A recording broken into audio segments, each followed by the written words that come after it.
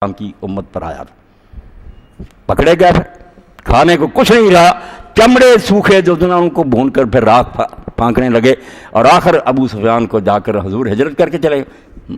میں نے سوال کرنی پڑی کہ اللہ کے رسول دعا فرمائے، حضور نے دعا کی تو بارش ہوگی۔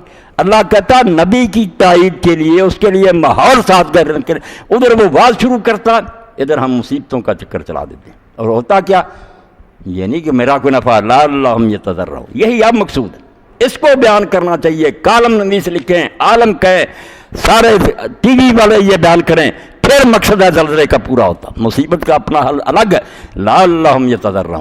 ہم نے اتنی تکلیفیں کیوں دی؟ تاکہ وہ عاجزی کرنے لگیں، جھک جائیں، غرور اور تکبر کو چھوڑ دیں، اکڑی گردنیں خدا کے سامنے خم ہو جائیں، سارے نمازی بن جائیں، دیانتدار ہو جائیں، ظلم چھوڑ دیں۔ مگر ہوتا کیا رہا؟ فلولا اذ جاءہم بأسنا تضرعوا، کیوں نہ ایسا ہوا کہ جب ہماری طرف سے یہ پکڑ آئی تھی تو وہ عاجز ہو جاتی؟ نہیں ہوئے، بدقسمت وہ بھی نہیں ہوئے۔ اور معلوم یہاں بھی ہوتا ہے کہ امدادیں مل جائیں گی، کھا پی لیں گے، مکان بنے، نہ وہ جھکیں گے نہ ہم، جن کو تھوڑی سی مورم زمین یہاں بھی ہلی تھی، سارے اللہ اللہ کرنے لگے، مگر وقت گزر گیا۔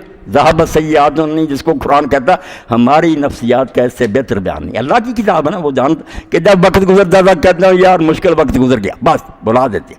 تو فرمایا وَلَٰكِن قَسَتْ قُلُوبُهُمْ، عاجز نہیں ہوئے بلکہ ان کے دل اور سخت ہو گئے۔ ایسے فلسفے بیان کرنے لگے، ایسے دانشور آ گئے جنہوں نے کہا کوئی نہیں یار اتفاقی چیزیں، تو ان کے دل سخت ہو گئے، نرم نہیں ہوئے، جھکے نہیں۔ وَزَيَّنَ لَهُمُ الشَّيْطَانُ مَا كَانُوا يَعْمَلُونَ، ریاض صاحب پہلے ہی پوچھ رہے تھے، اللہ نے بتا دیا کہ کون ان کی نگاہ میں برے عملوں کو اچھا بناتا؟ اللہ نہیں بناتا، ابلیس کو مہلت ملی ہوئی ہے، شیطان ان کی نظروں میں ان کے کرتوت جو ہے ان کو اچھے بنا دیتا، بلکہ کہے گا یار امریکہ کو برا کہتے، سب سے پہلے تو اس کے ہیلی کاپٹر آئے، امداد آئی، اور موقع مل گیا شیطان کو کہ مسلمانوں کو گمراہ کرے۔ فرمایا شیطان عاجزی کی بجائے ان کے لیے ان کے برے کاموں کو اور زیادہ مزین کر دیتا ہے، خوبصورت بنا کر دکھاتا کہ نہیں یہی پالیسی ٹھیک ہے، بالکل صلح ہونی چاہیے، یہودیوں سے بھی ہونی چاہیے، وہ بھی ہونی چاہیے۔ حالانکہ کل مضمون تھا طیبہ ضیاء کا، بڑی نیک بچی ہے، امریکہ سے لکھتی، اس نے کہا جس دن اس نے یہودیوں کے ساتھ کھیل کھیلا نا، میں تو صحافی ہے بہت بڑی، میں نے اسی وقت کہہ دیا تھا کہ پاکستان میں اب کچھ ہونے والا، اتنی بدماشی کہ دین کے دشمن اور حرامیوں کو خوش کرنے کے لیے خوشامد۔ اس نے مضمون ہی کل یہی تھا، میرا اس وقت ہی فکرہ تھا کہ اب پاکستان میں کچھ ہونے والا ہے، ان لوگوں نے حد کر دیا دین کے ساتھ مذاق کی، اب کوئی پکڑ آئے گی، پکڑ آئی، مگر نہ یہاں آئی، جہاں آئی وہاں بھی چند لوگ ہوں گے جن کو اللہ عقل دے تو نیک بن جائے، تضرع پیدا ہو جائے۔ چلو دنیاوی نقصان کا ہو گیا مگر وہ بہت کچھ حاصل کر گئے، اور ہم بھی توبہ کر جائیں کہ اگر اللہ نے مہلت دی، یعنی کامپی چیز میں۔ اور جیسے سورہ بنی اسرائیل کہتا ہے کہ جب کشتی سے باہر آ جاتے ہیں تو سمجھتے ہیں بس اللہ کی پکڑ سے اب ہم بچ گئے، کیوں وہ اللہ یہاں نہیں تمہیں دسا سکتا، جب وہاں زلزلہ آ سکتا ہے یہاں کون روکے گا اس کو؟ تو فرمایا نہیں، شیطان ان کی نگاہوں میں خوبصورت بنا دیتا کہ جو تم کرتے ہو ٹھیک ہے۔ فَلَمَّا نَسُوا مَا ذُكِّرُوا بِهِ، اب اللہ تعالیٰ دوسرا جو دفعہ ہے، دوسرا آئین کا حصہ اس کو نافذ کر دیتا کہ جب مصیبت آئی نہیں سمجھے، جو یاد دہانی کی گئی بلا دیا، سب سبق بھول گیا، پھر کیا ہوتا؟ یہ نہ اللہ کرے آ جائے کہ بہت خوشحالی ہو جائے، مکان پہلے سے بھی اچھے بن جائیں سارے، پھر اللہ کہتا ہے یہ چال ہوتی ہے پھر فتحنا علیہم ابواب کل شیء، مصیبتوں کے بعد ہم پھر ان کے لیے ہر خوشحالی کا دروازہ کھول دیتے۔ یہ آخری تباہی ہوتی کہ نہیں نہ سمجھے، اب ان کو اتنا خوش کر دو، اتنے دے دو مال و دولت مکان کہ خوب گناہ کر لیں، پیمانہ لبریز ہو جائے، کسر نہ رہ جائے، پھر جو عذاب آئے نا پھر نشان ہی مٹا دے، اب تو کچھ بچ گئے پھر ان کا نام و نشان مٹا دیا جائے۔ تو فرمایا جب وہ نصیحت جو کی گئی تھی اس کو بھول جاتے ہیں لوگ، تو ہم پھر انہیں دنیا کی ہر شے دیتے ہیں۔ حتی اذا فرحوا بما اوتوا، یہ خوش ہو جاتے ہیں کہ لوگ کہتے تھے یہ یار اللہ کی طرف سے تمہیں کچھ بھی نہیں، پہلے سے بھی حال ٹھیک ہو گیا۔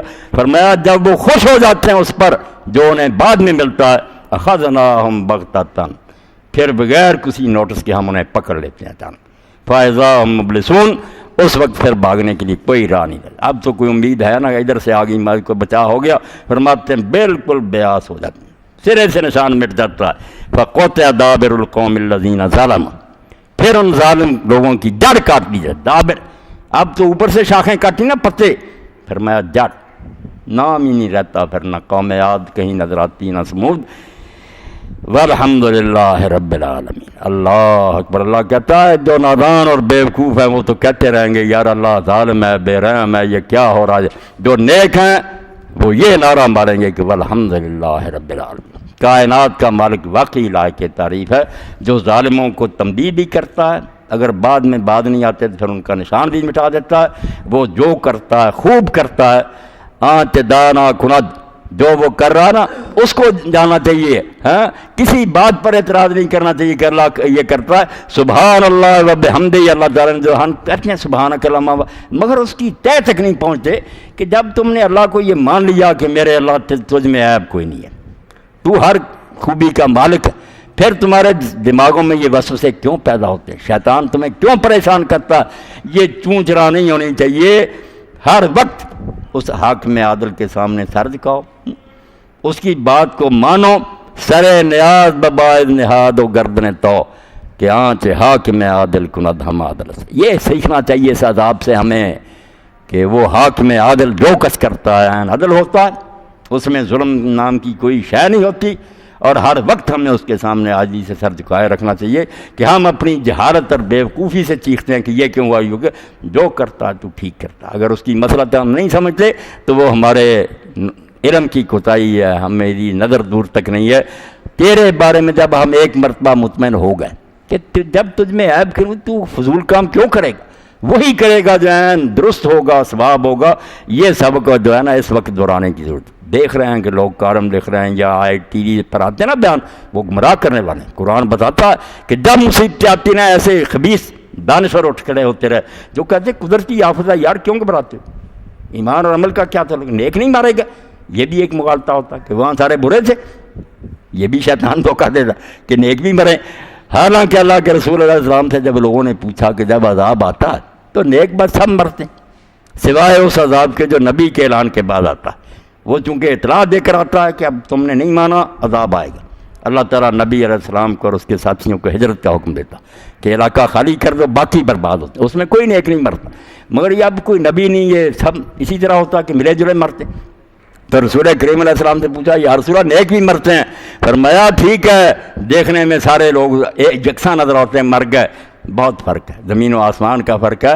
جیسے بکرا چھری سے ہم بسم اللہ پڑھ کر کریں حلال کریں وہ حلال ہے، دوسرا خود مر جاتا، مرے تو دونوں، اس کو مردار کہتے ہیں۔ اسی طرح نیک جو مرا ہے اس کے لیے یہ مصیبت کوئی نہیں، اس کے لیے یہ شہادت کا درجہ ہے۔ حضور نے 5 شہید جو فرمایا نا اس میں یہ غرق لوگ بیان فرمایا حدم کہ جو نیچے آ کر مر جاتے ہیں یا ڈوب کر، انہیں شہادت اعزازی اللہ دیتا ہے۔ ان کے بلند در مرنا تو صحیح ایک وقت اس دنیا میں ہمیشہ رہنے کے لیے، وہ شہادت لے گئے، اور دوسرے خبیث جو ہیں ان کو پکڑ ہو گئی، وہ مارے گئے، توبہ کا بھی موقع نہیں ملا۔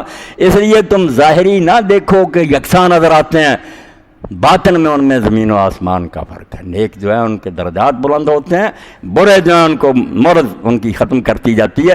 تو جوں قرآن پاک کو پڑھیں، سنت رسول کریم علیہ السلام کو پڑھیں، یہ نسخہ شفا، یقین جانے اس کے بغیر عقدے حل نہیں ہوتے، ورنہ ایسے سوالات پیدا ہوتے ہیں، دائرے پیدا کرتے ہیں۔ اور اس پر ایک پوری کتاب قاری محمد طیب رحمۃ اللہ علیہ کو، وہ ناظم سے دیوبند کے، ایک دائرے نے سوال اٹھایا اسی نعمت اور مصیبت پر کہ دنیا میں مصیبتیں کیوں آتی ہیں، خدا رحیم نہیں؟ جو میں نے اختصار سے بیان کیا، پوری کتاب لکھنی پڑی انہیں تاکہ لوگوں کے ایمان کو بچایا جائے، کیونکہ بظاہر جو حالات ہوتے نا ایسے خراب، اس سے دل تو کانپ جاتا کہ اللہ تعالیٰ یار کیا کر رہا۔ تو اس موقع پر بہت ضرورت ہوتی ہے کہ وہ دانشور اٹھیں، وہ عالم اٹھیں، پروفیسر اٹھیں، جو اللہ تعالیٰ کی حکمت، اس کے عدل اور رحم کو نمایاں کریں کہ اللہ غلط نہیں کرتا، بے وقوفو تمہاری سمجھ کا افسوس۔ تو وہ کوتا نظری جو مودودی صاحب رحمۃ اللہ علیہ کا مضمون ہے، وہی یہ ہے کہ بچہ ایک چھوٹا سا مر رہا تھا، منہ کھولتا تھا، دوائی اس کے والد، تو کسی بیچارے نے خط لکھا، چھوٹا سا خط ہے کہ سمجھ نہیں آئی کہ اللہ پاک ایسا کیوں کرتے ہیں، چھوٹے بچوں کو کیا سزا مل رہی، اس پر مضمون ہے کوتا نظری، جو اس موقع پر ضرور لوگوں کو پڑھنا چاہیے، اس علاقے میں پھیلانا چاہیے، پتہ نہیں کافر ہی نہ ہو جائیں کہ اللہ نے ہمارے ساتھ کیا کیا۔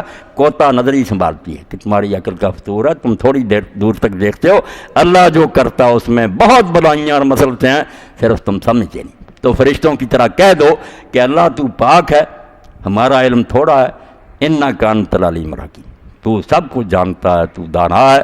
یہ وہ سبق ہے، اگر اس موقع پر توحید کا ہم اس کو پڑھ لیں تو مصیبت سے یہ چیز اگر ہمیں حاصل ہو جائے تو یہ گوہر بے بہا ایسا نایاب موتی ہے جو ایمان کے لیے سب سے اعلیٰ اور قیمتی ہے۔ اللہ توفیق دے۔ وآخر دعوانا الحمدللہ رب العالمین وصلی اللہ تعالی علی خیر خلقہ سیدنا محمد و آلہ وصحبہ